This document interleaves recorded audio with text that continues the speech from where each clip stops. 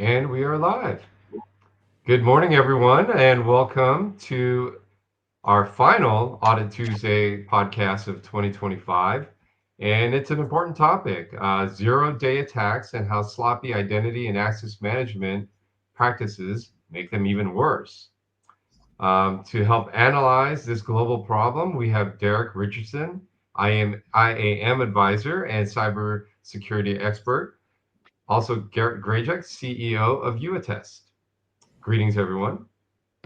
Hey, And to Dave. everyone out in the audience, please remember there are questions that you can post in to the chat, and we will address those at the end of the podcast as well. Why don't you start by introducing yourself, Darrick, and let people know who you are and what you do? sure. My name's Darrick Richardson, and I have been doing identity and access management, uh, analysis, support, engineering, design for probably more years than I want to say out loud, but definitely over 15. I've worked mostly in financial services, currently working in healthcare on the cloud engineering team for a company that manages the healthcare for our veterans. So, very proud of the work that we're doing there. And I also consult. I help mid market companies, mostly professional services, shore up their identity and access management best practices, automation, and I build tools to help them manage that stuff effectively. Mostly companies that are too small for Savient, but too big for spreadsheets. So it seems like we have a really good fit here. The perfect combo. Yeah, like Absolutely. that. Absolutely. Appreciate And that, Derek, where Darrick. are you And out of Garrett. today? Hold on one sec, David. Hey, where are you out You're of today, calling me Derek? out. Yes, I'm calling you I, out. I'm actually in the middle of my vacation in the Dominican Republic. First time here. Love it. It's a great country. Just friendly people. And I'm probably going to gain about 10 pounds this week. And the only reason I didn't ask is because I'm very jealous. So, and Garrett, would you introduce yourself as well, please? Garret Grajek and ex-traveler, and that's why I had to call you out there because my favorite thing in the world to do is just show up at some place and see if I can figure it out. So that's awesome that you're in the DR or so. Good stuff. Garret Grajek, identity guy. That's what I'm usually known for in the industry. 15 patents and everything from SSO, two-factor, blockchain, governance. Now governance. That's what we do here at UAttest. Formed UAttest 5 years ago, and it's about taking your identities and actually knowing what you've given access to. That's me. That's you attest. Onward, David. Great, great. So we're going to go through some of the big hacks of 2025, those that many of us have heard about, read about, and then maybe one that we haven't all been too familiar with. But just to get your attention and let Derek kind of comment on some of the best IAM practices. So damage from this type of bridge can be kept to a minimum for everyone out in the audience. Let's start with one we've had a lot of conversations in 2025 around, and that's the SharePoint hack. Garrett, why don't you fill in the audience on the details around the SharePoint hack? Perfect. Yeah, we did a bunch of blogs, a bunch of just created a demo because UAttest has a SharePoint auditing tool, but the SharePoint 25 zero-day attack was what? First of all, who did it affect? Well, always hard to say. There's always what's reported, whatever. But some huge companies, at least around 85 to 100 of those. What was really relevant is that who they attacked. They attacked the Department of Energy, a lot of energy, ExxonMobil, and California Department of Technology. There's also overseas attacks as well. Attack was they were able to gain system level access without creds, which is the worst thing that can happen. Okay, we're getting system level. How do they do it? They created HTTP requests to bypass authentication and then uploaded malicious payload that enabled arbitrary commands to allow privilege escalation. Once again, there's always usually an identity tie-in. So what you got is attackers getting in through what the theme of this is, through a zero-day attack, and then doing privilege escalation to give them power over the systems. And just some points before we hand it over to Darrick. How sloppy IAM, they leveraged overprivileged service accounts for lateral movement. That's documented. Okay, they used orphan accounts from departed employees to impersonate admins. Once again, overprivileged orphan accounts. And then the overprivileged ghost accusers allowed them what? What do they always get? Dwell time, the ability to stay in. So we have SharePoint, which is a great tool. And remember, we're going to be mentioning a bunch of products. There's no bashing of software vendors here.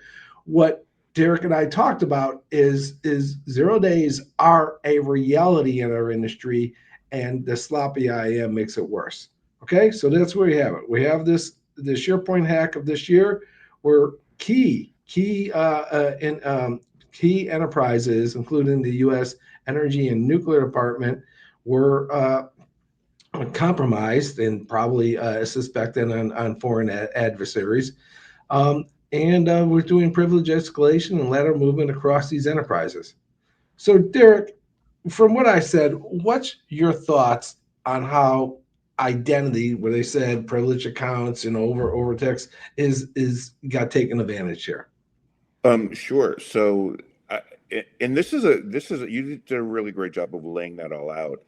And I think this is a pattern that we're going to talk about quite a few times today, and how privilege and how identity fits into, a lot of these breaches, right, in code, is that getting access to something is the whole point of breaching a system, right? Like, you breach a system in order to gain the ability to do something by taking over an account, even though you're not the owner of that account, whether it's an account that belongs to a person, or an account that's like a robot or belongs to a system like root, or the NT/system account, which has more privileges than administrator in the old, kind of NT4/on-prem Active Directory model, right? But the poison pill is kind of the same, right? Where identity has become the new security border. Right, like it used to be network firewalls, and then it became like system access, and people like war games trying to hack into systems from the outside. And for sure that still happens, but the places where the real damage gets done, in my opinion, is when hackers get time and they have a surface attack area because people aren't watching these accounts. And a lot of it, like you mentioned, the hygiene, a lot of it is just not paying attention to the little basic things, that organizations are kind of supposed to do day in and day out, like manage who has access to the system, make sure you delete or disable the people that are no longer employed there, only give people the access they need, which is least privilege, right? And, if you slip on some of these things and you let it slide for a long time, if I'm good enough at getting through or finding exploits, then chances are, if I find an account that's been not logged in for 90 days or 180 days or a year or two, I'm pretty confident you're not paying attention. So I'm going to take my time and kind of get what I can and not make any noise, so I can get the most value out of being a bad guy. So Yeah, Yep, it is. absolutely. Yeah, the value there, just like a bank robber, is not that they can get in the door; it's that they can get to everything behind the door. And so without them being noticed, that dwell time is a huge issue. Let's move on to another big hack of 2025, and that's a China-based attack on SAP, specifically SAP NetWeaver's Visual Composer. Garret, this is your world. You breathe it, read it every day. So why don't you start again? And once again, it isn't, it just, oh my God, Microsoft, SharePoint, okay, or VMware or something. No, SAP. No, let's talk about SAP.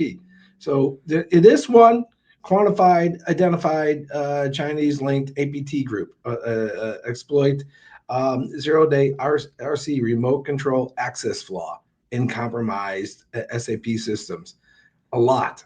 They got a lot. There's at least 581 SAP NetWeaver systems compromised globally. And just let's call it whatever it is, right, Darrick? I mean, SAP. If you're running SAP, you're big. Okay, Yeah. it matters, and they hit critical infrastructure. These were definitely a targeted attack in UK and the US, gas, water, medical devices. Even the Saudi government ministries were hit. Okay, so this was one of these. Okay, great, we can do this. We can shut down your energy. We can shut down, and which, we can get into subjective. I always think some of this stuff is kind of showing that. Okay, what happened? User faced data theft and ransomware. Supply and chain attack via lateral movement. Okay, critical infrastructure tampering was just a hold it. This is bad. Shut off our water systems, etc. Once again, unauthenticated HTTP requests uploaded malicious JSP's files. So there's a pattern, right? There's some hack which allows malicious malware to get into our systems. I mean, that's basically the standard way. But what's relevant is the triggered RCE, and this goes into Darrick's domain, overprivileged admin OS users.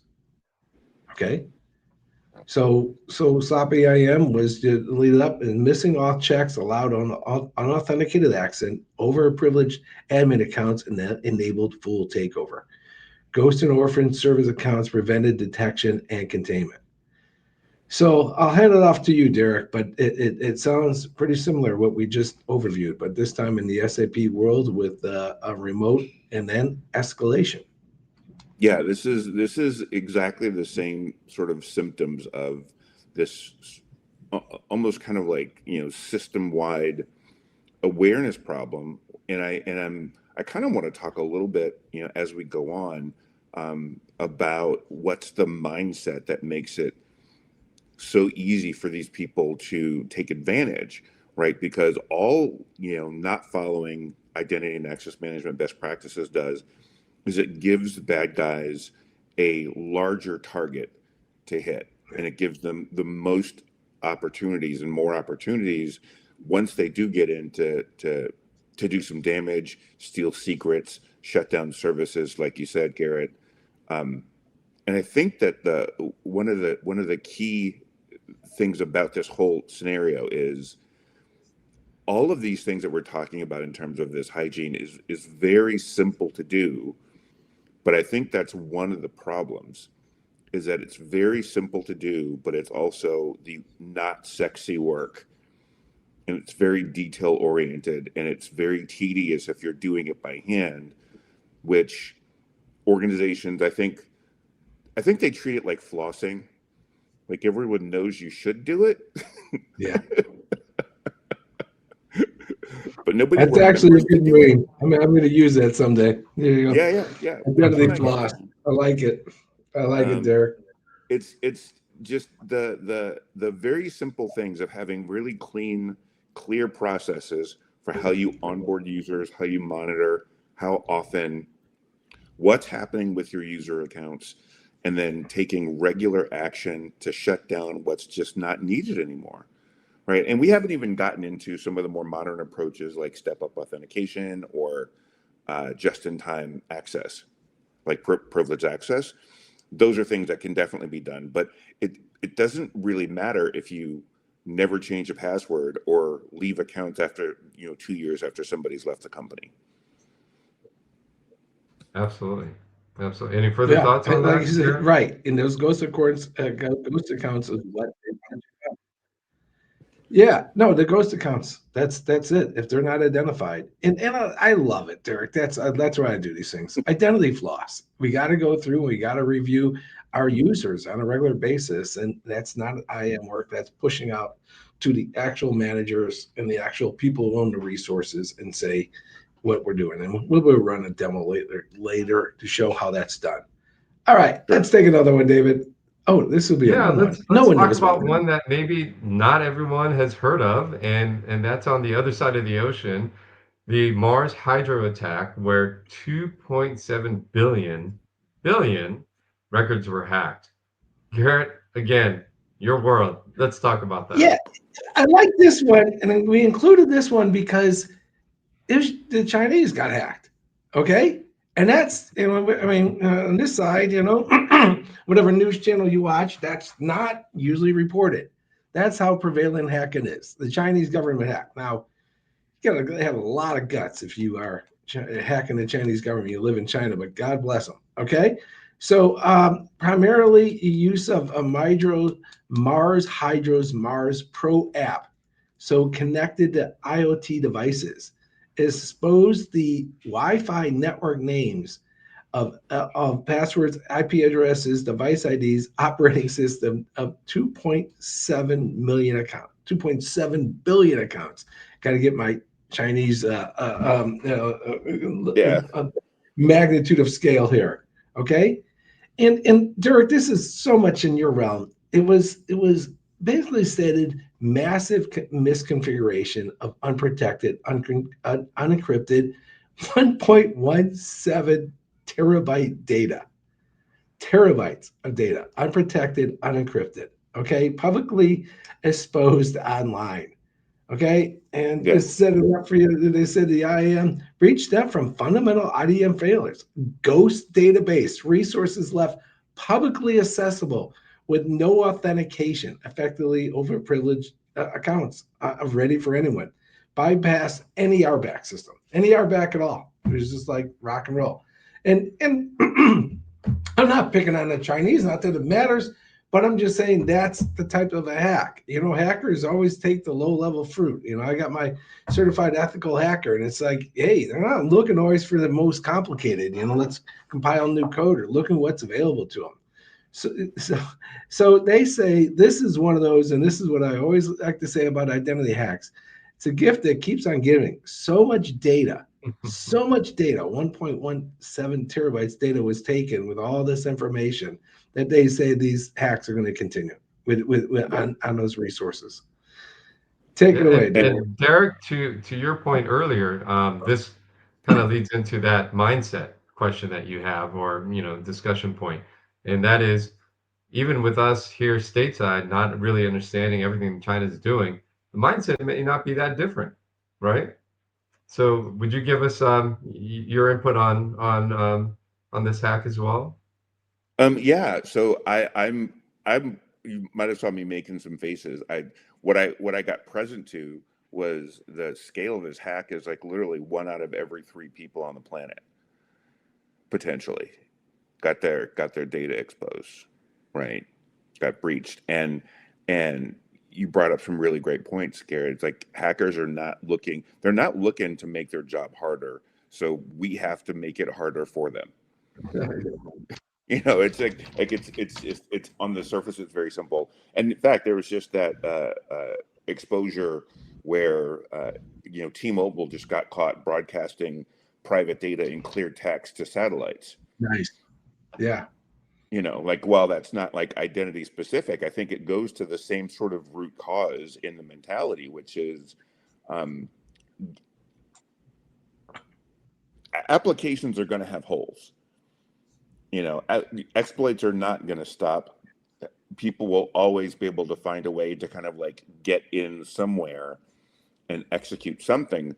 The question is what can we do once they do get in, right? So that's where this whole idea of defense in depth comes in, where you have layers of security and protection and efficiency all the way through the execution chain, from the borders of your network through the application entry points, through APIs, through the execution code, through the database, where you've got role-based access or activity-based access all the way through, and you're only focused on 2 questions.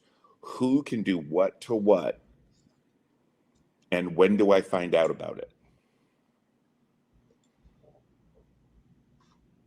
And if you And when do I find out about it is huge, yeah, like, because the dwell time, the lag, That kills us.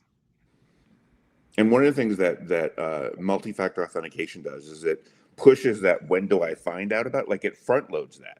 So the people have to basically ask permission, twice to get to get in. So you've got that sort of like double tap of like, no, I really am giving you extra proof that I am the entity that's asking for permission. And I think there's also some real opportunities on the authorization side where making those really low level decisions in every single application of what is least privileged to do every single sort of activity is just not some place where I think we've kind of gotten to as an industry, particularly on the application development side. I've spent 8 years as a developer, and that's not a typical developer mindset. Developers don't really think typically about how can I make sure that implementing least privilege, and implementing security is easy to do for the people who use this software. Mostly, they just want to make it work, right? Like that's kind of job number one. And then security people are seen as the bad guys because we come in afterwards and say, hey, you can't do this, and this, and this, which I think we could benefit from changing that conversation to these are the things that you're allowing that you don't even know that you're allowing by not checking in, these particular gates or these particular doorways. Does that make sense? It does. Yeah. Absolutely. Again, a mindset, right? Like you mentioned. Jed, so let's go back to one that affected companies worldwide, the VM zero-day hack. Yeah. We've all talked about it, read about it. Garret, you want to start again? Yeah, VMware. I mean, VMware affects everywhere, and straight out. This was discovered by our wonderful Euro allies up there, Belgium and Germany, that in the NVISO labs discovered a privilege escalation flaw. And pretty consistent theme of 2025: privilege escalation flaw in VMware tools. Key is, once again, no one's picking on VMware, no one's picking on China. It just happens, okay? Virtual machines running VMware tools 12.3x to 12.5.3. High risk of full system compromise. That was emphasized in all the ratings to root level persistence. And Darrick, as someone with your background, root level persistence has got to give you the shudders, right? Yeah. What the sloppy IAM affected it? Oh, by the way, where it affected, who it affected, all the reports said it was so widespread that it's too hard to quantify right now. Okay, these attacks come out, we release it, and who was affected is sometimes takes a little longer. Sloppy. Once you have root access, guys, come on. Sloppy IAM amplified risk by allowing non-admin local accounts, often overprivileged, to exist on VM. Okay, provided low privilege foothold needed for escalation. Once again, ghost accounts from legacy VMware provisioning were enabled and then utilized, right? You have root access. Why wouldn't you just take some account that no one's watching? That's what ghost accounts, okay? And they said that the area operations, there were overbroad guest privileges. That's where, once again, the Darricks of the world have to look at the system and say, we got to, basically cut back on privileges on all these accounts. Okay. So what they were able to do is get on, right?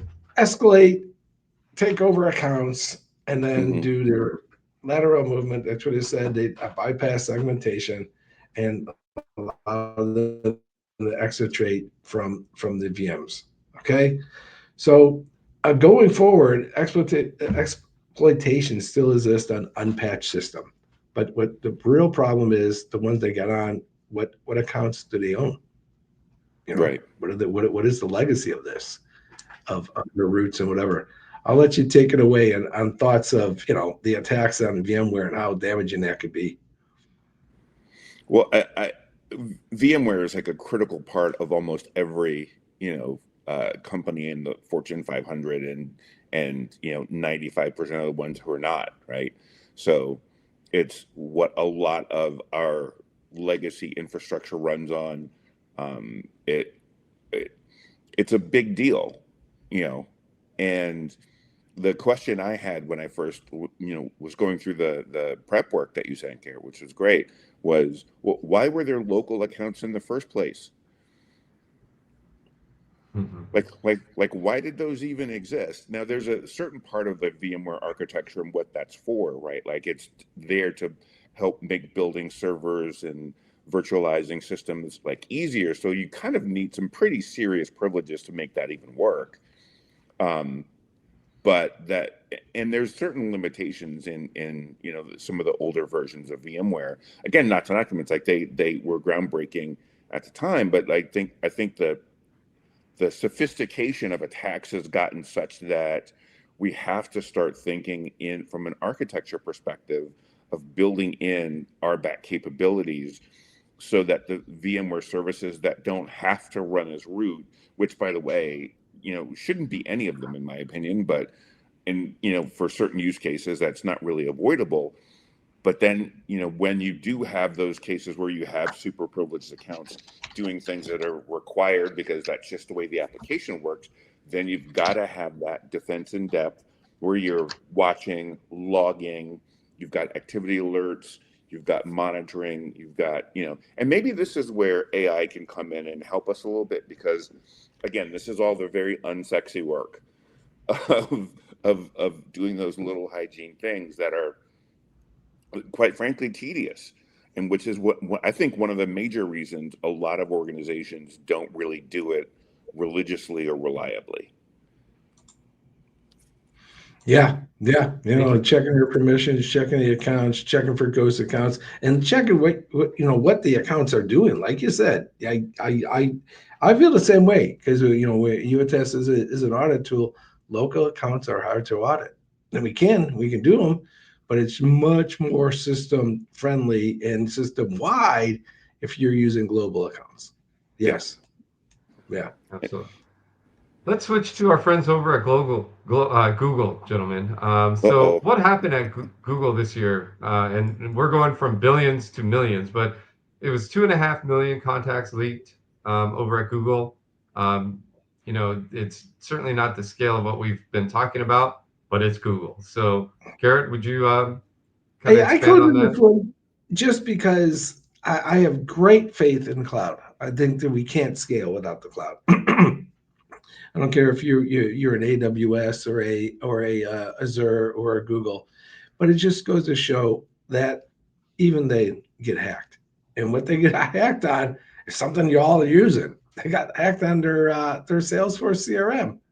Seriously, I mean, it's Google, right? Okay, it's Google. Oh, Garrett, we're thinking this. No. The guys, they were hacked under Salesforce CRM.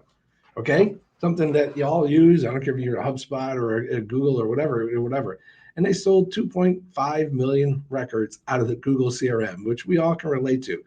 All the contacts, details, and interactions on Google Ads. Okay, what really was worrisome is that because they have so much information, the gift that keeps on giving, they're able to use and fish with that information. E.g., the best phishing emails are the ones that you're relevant to. Oh, you got this ad. Okay, click this link. Oh, you're screwed, right?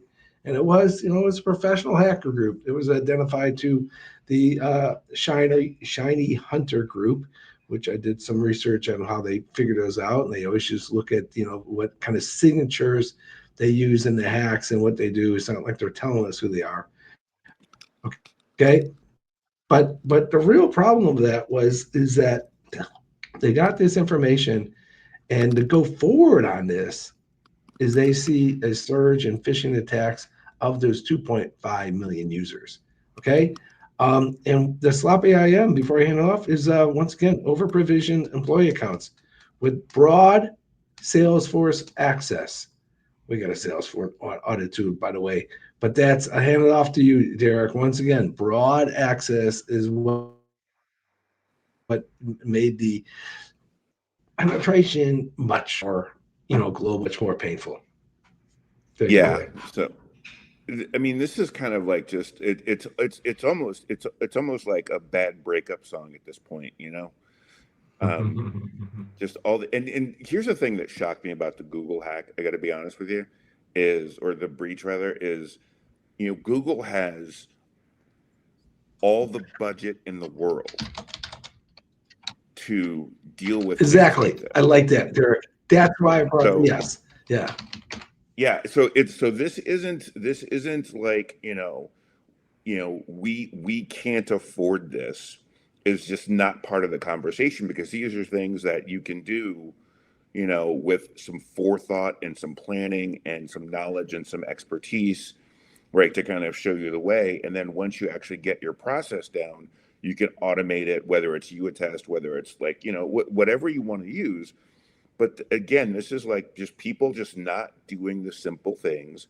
And having been an engineer, I think I can speak with some authority to this.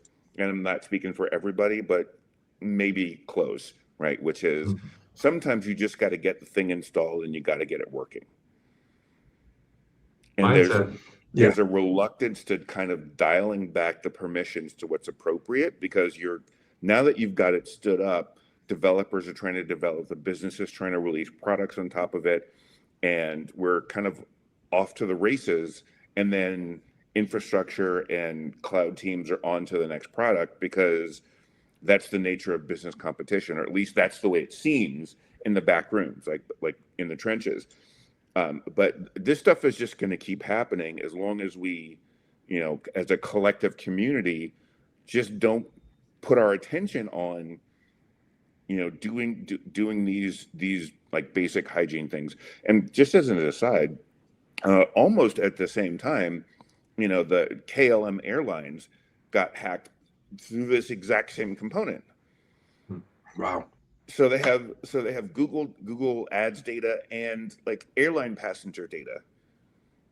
From an EU-based airline that has like really strict privacy laws. Sure. I'm curious to see what the and that's the gift that keeps on giving, because they with all that data they can create credit cards, and other stuff, all that PII. Yeah. And again, this isn't a All call that out needs to sales be for limited. any of these companies. Go ahead. Sorry. Sure. Anything more to add, Garret? Let's jump into and show what YouAttest does around this stuff. Sure. I'm going to share a screen. Yeah, we talked about access a lot. We're going to put up a demo of YouAttest and how we discover and allow overprivileged accounts to be addressed, limited. And with that, we'll go into a demo here. Yeah, let me first show what we're going to show. So this is the world. This is what Darrick manages and helps you advise, right?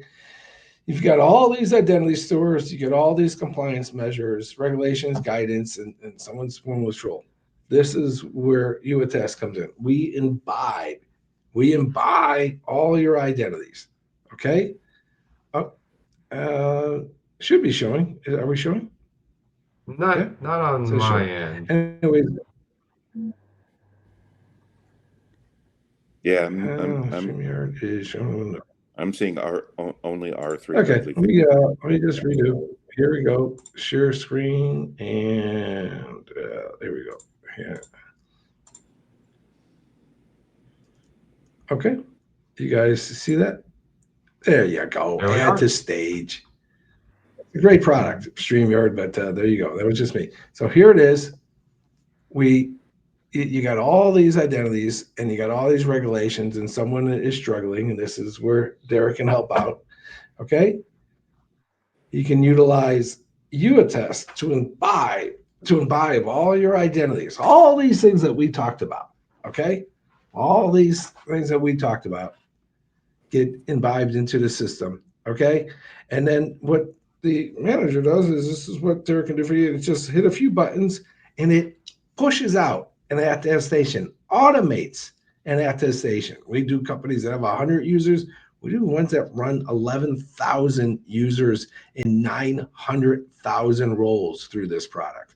Okay, so this is what Darrick was saying is got to do that blocking and tackling. I got to consistently do the blocking and tackling, and do the looking up and ensuring that the roles are legit. Are there ghost accounts? Are there orphan accounts? Are there overprivileged accounts? And we can do any system. And then it creates your attestation reports and allows you to ensure that those accounts are removed. And yeah, those reports also are used in everything. They're using SOX reports, Sarbanes-Oxley. They're using SOC reports. They're used in HIPAA reports. They're used in everyone from the NCA, FFIC, all your major compliances. Okay, we'll show a real world one. We've got Kashif in the wings here, and Kashif, you want to try to run a demo, and we'll try to broadcast. Sure. Thanks, Garret. Hi, Darrick. Hey, how are you? David. Good. Hey, gosh.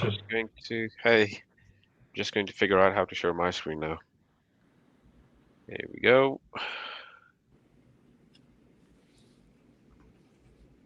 Yeah, just hit. And Darrick, as Kashif is bringing that up, just give us an idea of what you believe best practices to be. How often should they be running user access reviews? Are we looking at, annually, semi-annually, quarterly? Did you say Garret or Darrick? Darrick. No, Darrick. Oh, okay. Well, that's an interesting question. I think the answer is it depends. And at a minimum, yearly, although I would say as often as possible. So one of the things I advise my clients, which is kind of unique, I think, I haven't heard of anybody else doing this, is I advise the people that I help to set your employee user access to expire and come up with a policy per application on how long access is supposed to exist.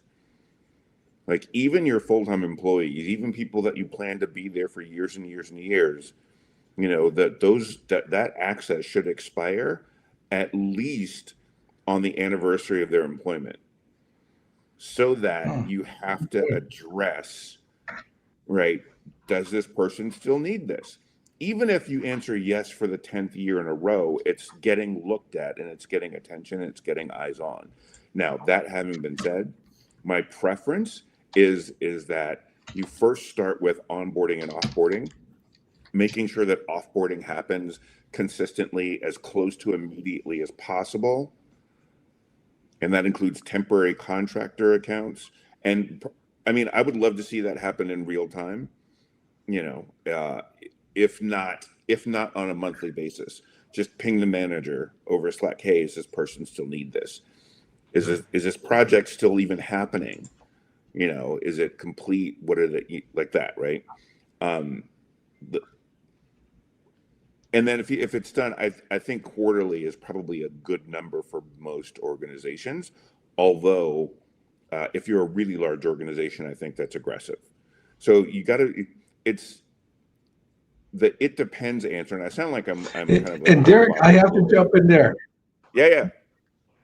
But no, Darrick, I completely agree, because our customers were not able to do quarterly reviews without this product. They literally, they were off the table. They could not do them. And now we have them doing it quarterly, and we have them doing admin accounts monthly. That is great. And the thing that I was just going to kind of close with, just to nail it down and not sound like I'm flip-flopping all over the place, is the answer is as frequently as you'll actually do it consistently. That's the minimum time. Don't try to do it more frequently than that. And if you have sensitive data, or if the stakes are really high, then you want to get a tool. You want to get as much support to do that, but you got to get the process down. You got to get your process down first, because automation on top of bad processes is just going to drive you nuts. So that's my take on that. Appreciate that input. We do have our dashboard up. Oh, that's great. You can see it. That's Yes, perfect. yeah. So Yeah, we YouAttest do. dashboard. I'll start off with, how the product works and how we, not the integration, that's another thing, but just to touch on that, it is, we are able to deploy this solution for our clients within the first 60 minutes into a call. So that's how fast we can deploy this solution for anyone. And that makes us more valuable when you have thousands, maybe even hundreds of users that you need to review, but having multiple roles or access to multiple groups or having access to multiple application, it makes it cumbersome when you do it manually on an Excel sheet or follow up on emails and all that. So this tool automates all that people are doing even today. They're doing it manually. So once you have integrated into an IAM, in this case, I'll take an example of Microsoft Entra ID. In the dashboard you're looking at, this tenant is tightly integrated with Entra ID, which means it can fetch the metadata, it can fetch the entitlements, the user profile attributes in real time to show the internal team, the GRC team, and the risk managers what are they dealing with and what kind of permissions each of these users have within the system, whether it's an application or if it's a group or if it's an individual, like for example, an admin who can have access to multiple groups and multiple applications within a system. So that shows you the level of access they have and what you should be doing with that access.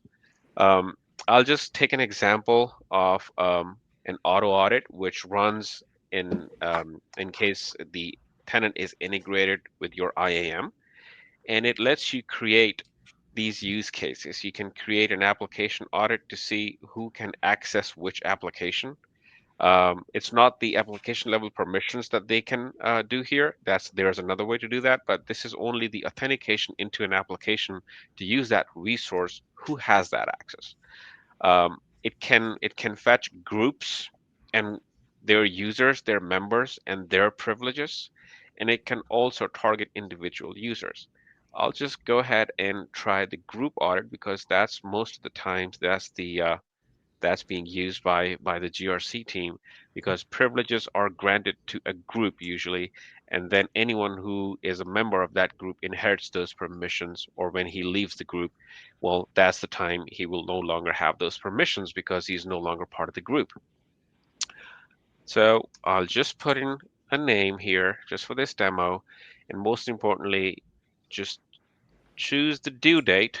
That depends on the number of users and the magnitude of the audit that you're targeting the users and their privileges in there. It could be a couple of days, it could be a week or a couple of weeks. And then I'll just keep it simple. Click next.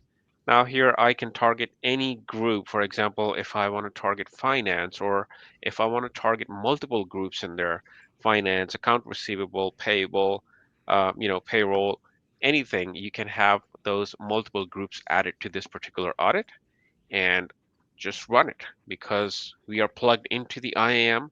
The APIs are going to fetch that information that are required for this tool to create an audit for you in a manner that is easily understandable by the admin as well as by the reviewers the admin is going to assign this to. I'll just click a little refresh and see that it has fetched 10 unique users from that targeted group, and the information I have on those users looks like this. This is my target group.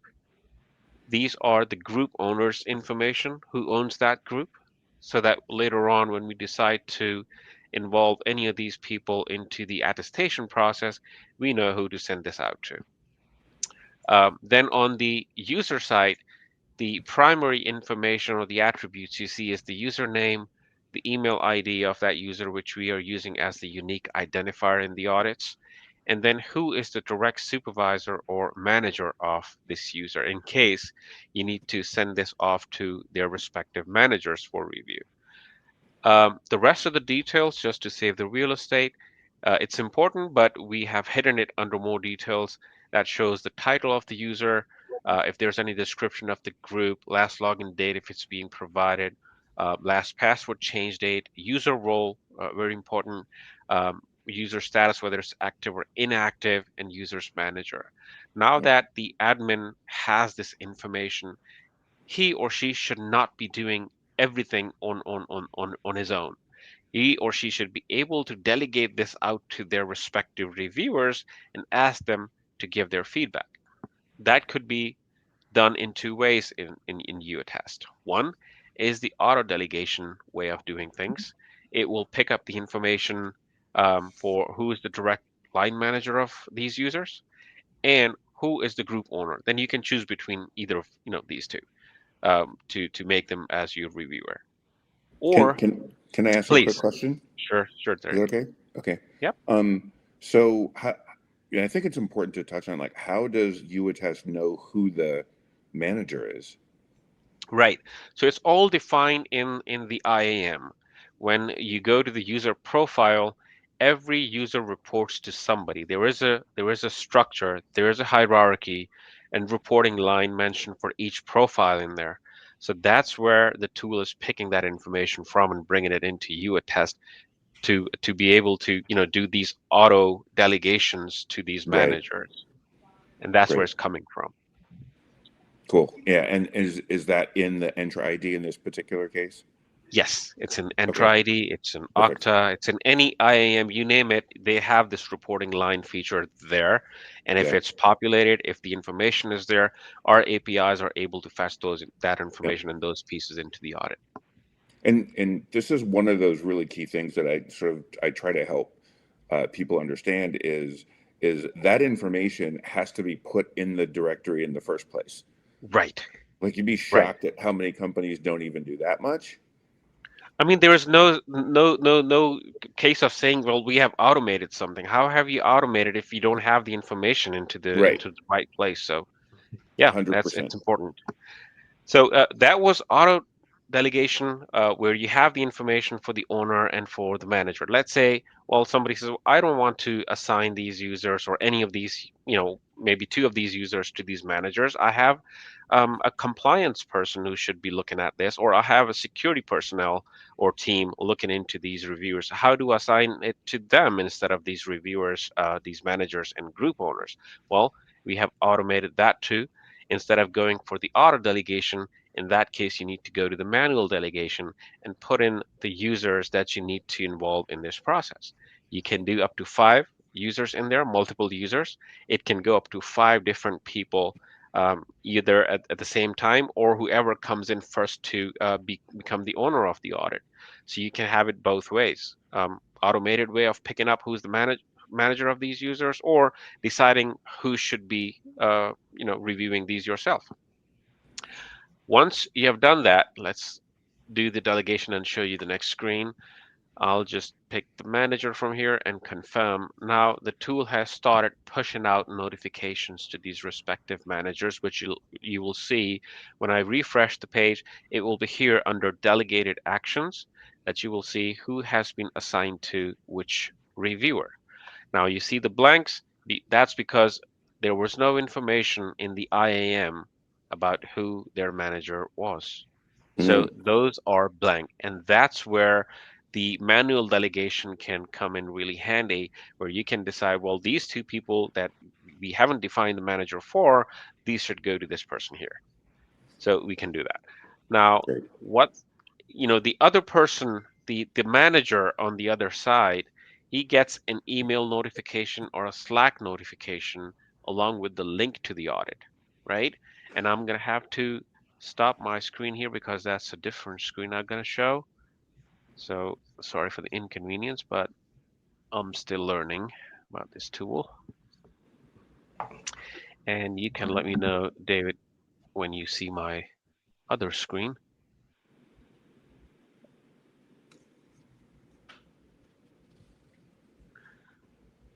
What am I showing now?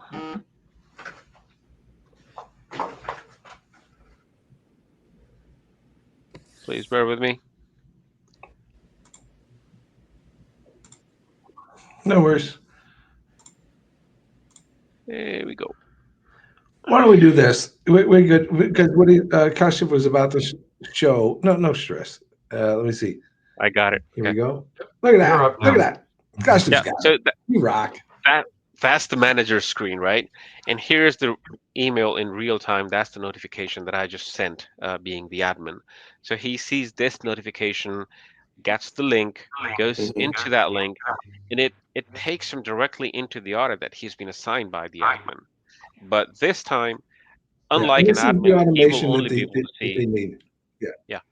So that manager is only able to see these two individuals that report to him instead of, like, seeing everything that an admin can see. Yeah, it makes So sense. all he has to do is just click through these users and say, well, I want my recommendation for Mark Gibson is to certify his access because he needs the access to this group since he's been working with that department.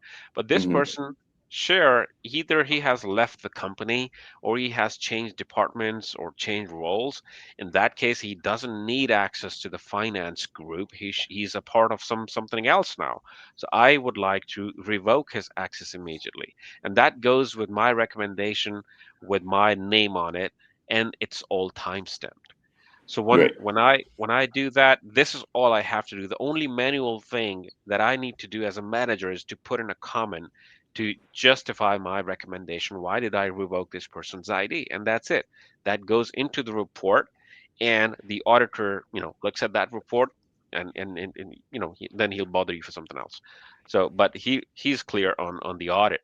I'm sorry, I'm gonna have to switch screens again just to show you what it looks like when it comes Yeah, to and the reason he's switching screens is because there's a GRC manager, there's someone like a Darrick run or someone in your company, or and there's the actual reviewer. We have automated that process. So there he is. Now you're back to the GRC manager. so that's the manager. Now he sees the progress. These two users have already been Hmm. reviewed by the manager. Now the rest of these people, you still don't have to write manual nag emails to them just to chase after them to, ask them to do this and do that. All has been automated, because that was a big pain when it came to the GRC practitioners, that they have to write, multiple emails every day to remind them of what they needed to do. So we have automated it through these messaging templates that, you can always modify. You can Sure. program those. You can change the messaging in here. But most importantly, it will let you decide the frequency of these messages going out to these non-doers, both within the due date and especially when it's overdue. At which point you Yes. can change the frequency and make a message a little bit nasty. That's why it's a nag email. But yeah, you can do that. It Yeah. will do it automatically and will stop automatically once the review has been completed by that person. The This is great. Yeah.